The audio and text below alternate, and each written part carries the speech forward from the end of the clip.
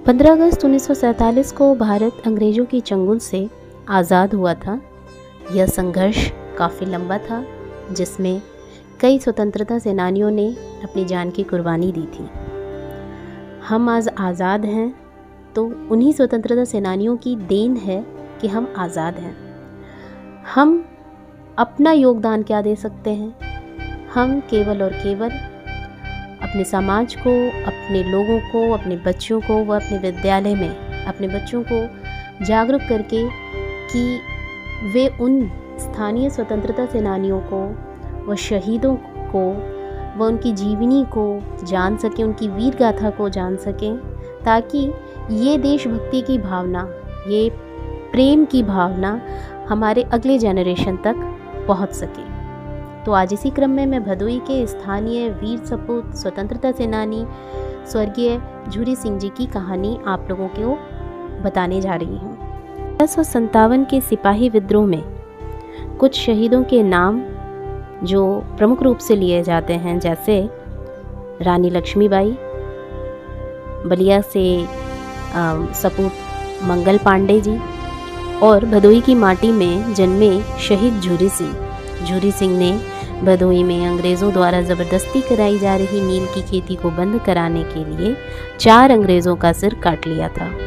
अंग्रेज़ों के मन में शहीद झूरी सिंह के नाम की इतनी दहशत भर गई थी कि वे उनका नाम सुनते ही भाग खड़े होते थे। 21 अक्टूबर 1816 भदोई के परौपुर गांव में सुदयाल सिंह के घर एक पुत्र का जन्म हुआ, जो आगे चलकर क्रांतिकारी झूरी सिंह के नाम से विख्यात हुआ। भदोई में अंग्रेज़ नील की खेती कराते थे, जिसके बदले किसानों को थोड़ा सा अनाज दे दिया जाता था। भुखमरी के शिकार हो रहे किसानों के अंदर अंग्रेज़ों के प्रति आक्रोश तो था, लेकिन विवशता में कुछ बोल नहीं पाते थे। 28 फरवरी 1857 को अभोली के बाग में बैठक हुई, जिसमें नील की खेती न करने की रणनीति बनाई गई। साथ ही सरकारी खजाना लूटने, सेना संगठित करने, अंग्रेज़ों के व्यापार में गतिरोध उत्पन्न करने, भदोही से अंग्रेज़ों को भगाकर स्वतंत्र राज्य की स्थापना करने आदि की रणनीति बनी। सभी को जिम्मेदारियां बांटी गई। टोली के प्रमुख रूप से उद्वंत सिंह, रामभक्त सिंह, भोला सिंह, रघुवीर सिंह, दिलीप सिंह, माता भगत सिंह, सर्वजीत सिंह, मुंशी सिंह, राजकरण सिंह, संग्राम सिंह, महेश प्रसाद, गौरी बलभद्र सिंह, शिवदीन व रामटहल सहित कई लोग शामिल थे। 3 जून को क्रांति का बिगुल फूंक दिया गया। नील की खेती जला दी गई।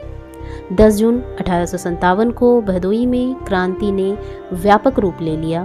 क्रांति इतनी तेज हुई, अंग्रेज सिपाही मिर्ज़ापुर पहाड़ी की तरफ भाग गए। अपनी एक संगठित सरकार गठित कर कर्मचारियों व अपने सिपाहियों को नियुक्त कर उद्वंत सिंह को राजा घोषित कर स्वतंत्र राज्य की घोषणा कर दी। अंग्रेज बौखला गए। क्रांतिकारियों के घरों को तहस नहस करने लगे। छापेमारी में कोई क्रांतिकारी हाथ नहीं लगा।